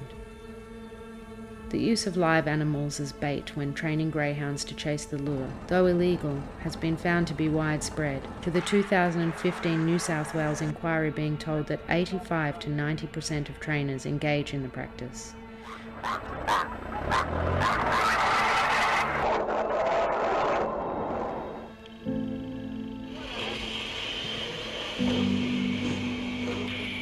Untold numbers of terrified piglets, rabbits, possums, chickens, and kittens have been torn apart for the sake of teaching otherwise gentle, sleepy animals to run around a track.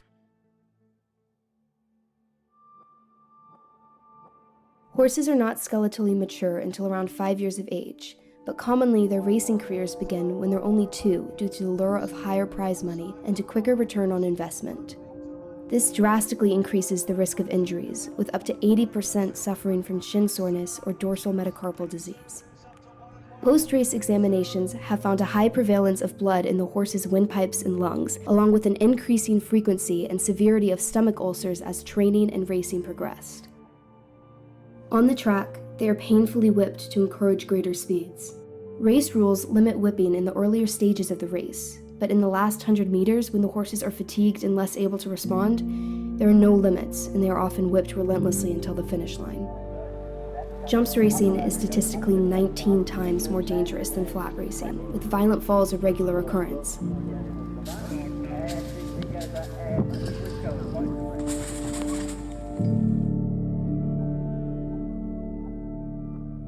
Roughly half of the horses involved in jumps races each year in Australia disappear, quietly exiting the industry in unknown circumstances, never to race or be heard from again, or killed on track with green screens erected to obscure the view of racegoers.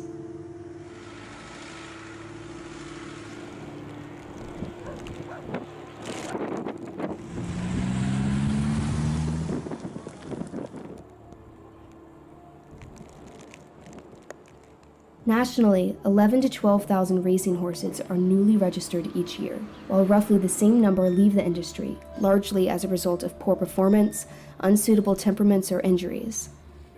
Many of these end up at knackeries, where they are killed for pet food or to feed racing greyhounds. Others end up at one of 2 licensed horse abattoirs that export horse meat for human consumption.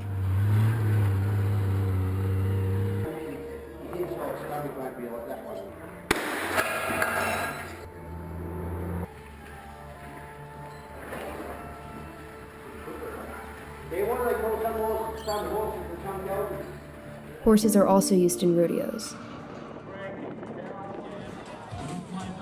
This horse comes out of Dianza. Now's the time to do the flag. I'll tell you what, Tiger's got a rough.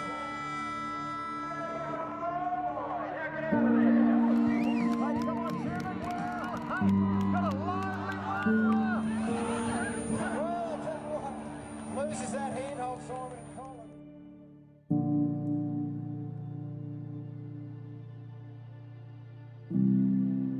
Camels were brought to Australia in the 1800s to be used for transport, then released into the wild following the advent of automobiles. By 2008, their population was estimated at around 600,000, leading the government to establish a culling project that effectively halved their numbers, primarily by shooting them from helicopters, but also by rounding them up and trucking them to slaughterhouses for export to the United States and Middle East, a practice which continues today.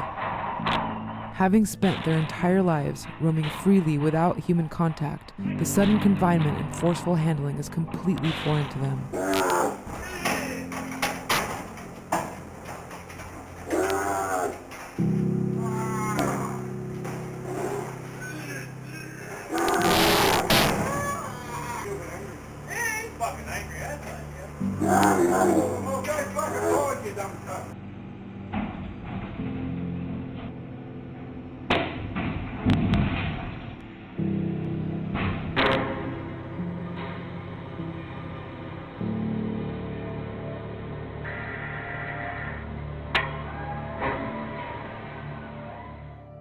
An increasing number of camels caught in the wild are being diverted to camel dairies, an expanding industry that promotes itself as a healthier alternative to cow milk products and a less wasteful alternative to aerial culling.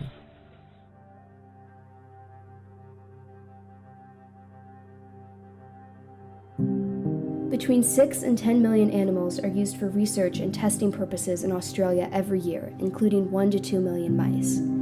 Many of these experiments involve live surgical procedures without pain relief or exposure to toxins or diseases. Ultimately, all mice subjected to research or testing will be killed, as they cannot legally be released from the lab. Carbon dioxide gassing or overdosing with the anesthetic isoflurane through gas or injection are two common ways of killing mice when they have served their purpose.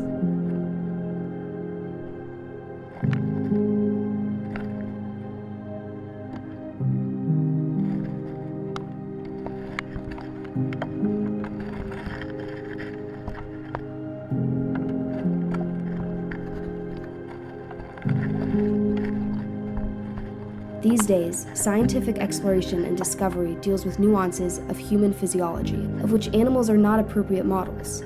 A 2015 study by the National Institutes of Health in the United States found that a staggering 95% of all drugs that are shown to be safe and effective in animal testing go on to fail in human trials. Uncritical reliance on the results of animal tests and disregard of potentially more accurate alternatives utilizing human tissue and cells, cadavers, simulators, and computational models may have cost the health and lives of tens of thousands of humans and billions of animals.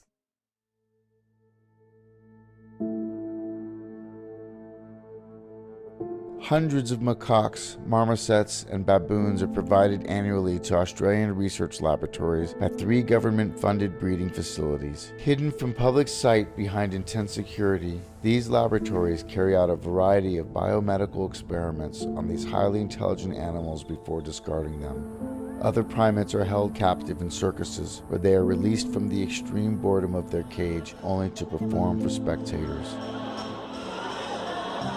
Or in zoos.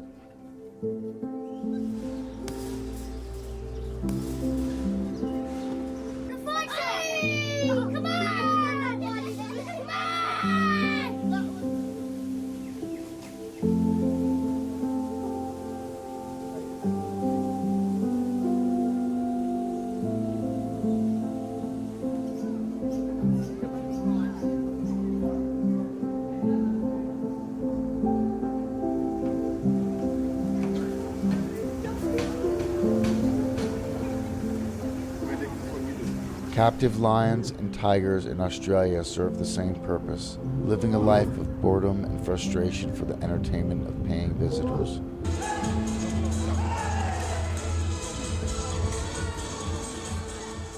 While on the surface, exhibits showcasing these and other exotic animals may inspire wonder and excitement, few patrons observe long enough to recognize the repetitiveness of their behavior, signs of a psychological condition common across all animals in captivity, dubbed zoochosis.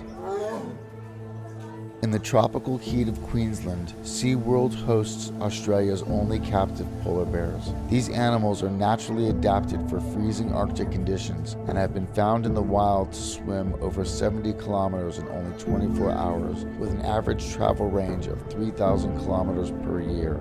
Here, they are confined to an enclosure roughly 30 by 40 meters wide for their entire lives.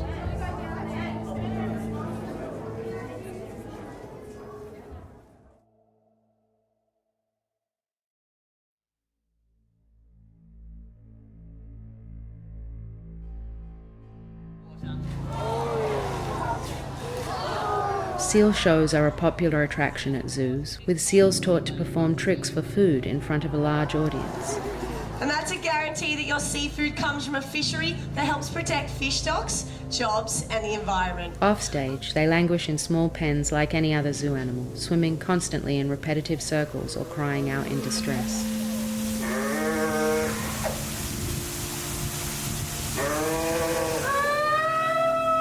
In the wild, dolphins are known to travel up to 65 kilometers, 40 miles a day, and are constantly on the move, foraging for food, playing and fighting within their pods. They share with humans and great apes alone the trait of self-awareness, with evidence of intuition and empathy. There is no captive situation that can provide for all the behavioural needs of these highly intelligent, cognitively complex animals. Around 80% of SeaWorld Australia's dolphins have been bred in captivity and can never be released, their entire lives spent performing daily for the reward of food. Achieving the right level of hunger prior to shows is a crucial consideration for a good performance in what is arguably the park's most popular attraction. With over $133 million in admission fees annually, less than 1% is spent on their heavily promoted research, rescue and rehabilitation initiatives. Australia's federal government ruled in 1985 that no more dolphinariums be established and that existing ones should be phased out, after receiving evidence that cetaceans in captivity suffer from stress, behavioural abnormalities, breeding problems, high mortality rates and shorter lifespans, even though at initial glance they may seem content with their conditions. Today, just 2 facilities remain, able to continue operating because of a loophole that allowed them to keep and display animals born in captivity, including those bred from rescued wild dolphins who themselves are required to be rehabilitated and released. This practice of rescuing, breeding and releasing allows these parks to keep the gene pool strong to ensure their shows can continue and their gates can remain open.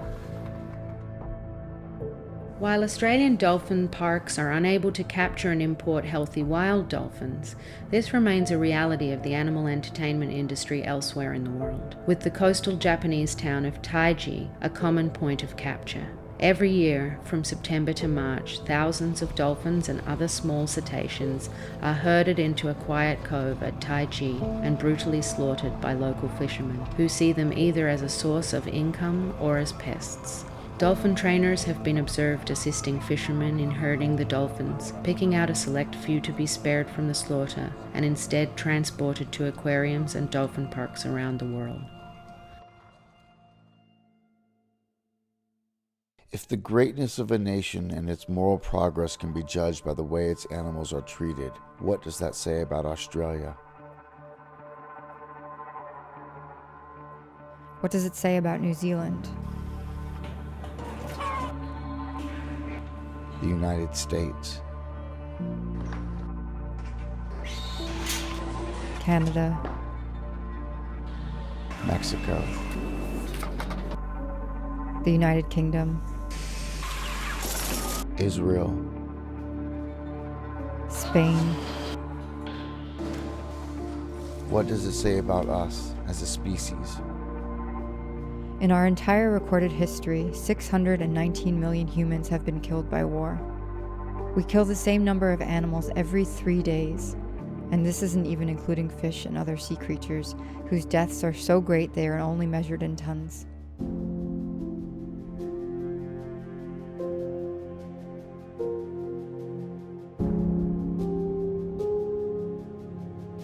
But before we kill them, we have to breed them, confine and exploit them for food, entertainment, clothing, and research. Their entire lives from birth to death are controlled by industries who care only for profit. An empire of suffering and blood, paid for by consumers who are told that their treatment was ethical, free range, local, organic, that their deaths were humane, that cruelty to animals doesn't happen here in our country, and if it does, our government, our authorities will find it and stamp it out.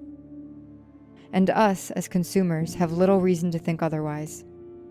Because to eat and use animals is normal. We've done it forever.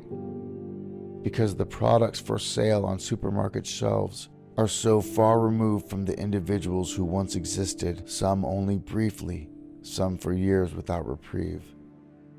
Individuals who share with us and our companion animals we love so dearly our capacity to feel love, happiness, grief, and mourning. Who share with us our capacity to suffer,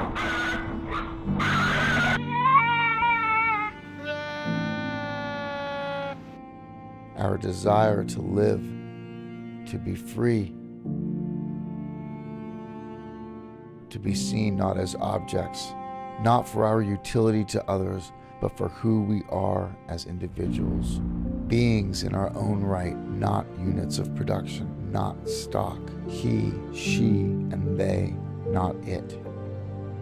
The truth is, there's no humane way to kill someone who wants to live. It is not a question of treatment or better ways of doing the wrong thing. Bigger cages, smaller stocking densities, or less painful gas. We tell ourselves that they have lived good lives, and in the end, they don't know what's coming and don't feel a thing. But they do.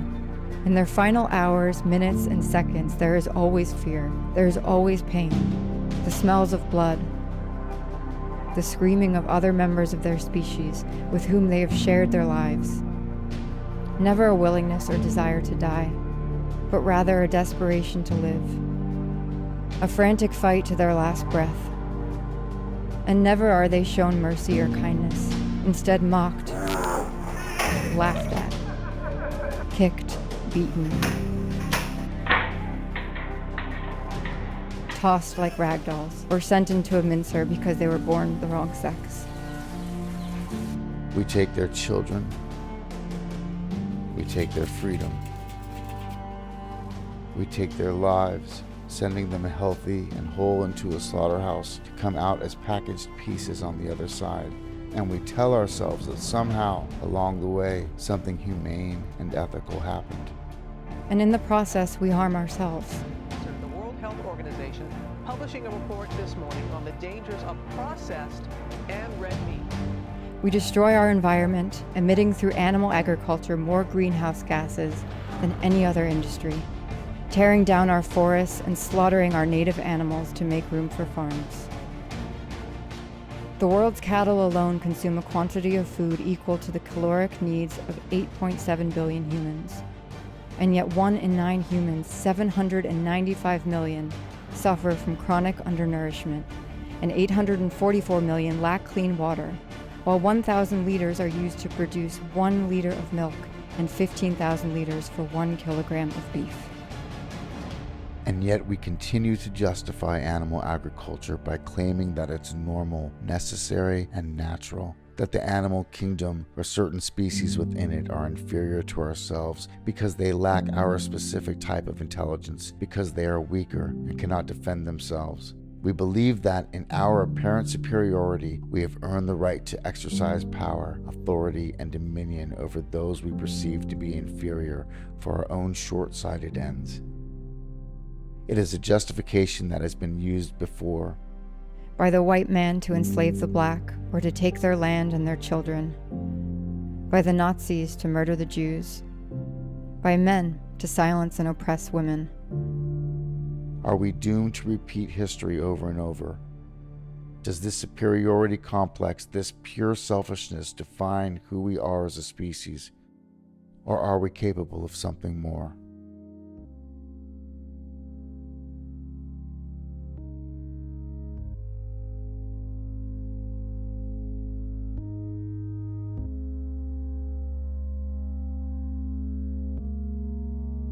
Took my hand and brought me down in the morning. I was sitting waiting for the telephone to swallow me whole.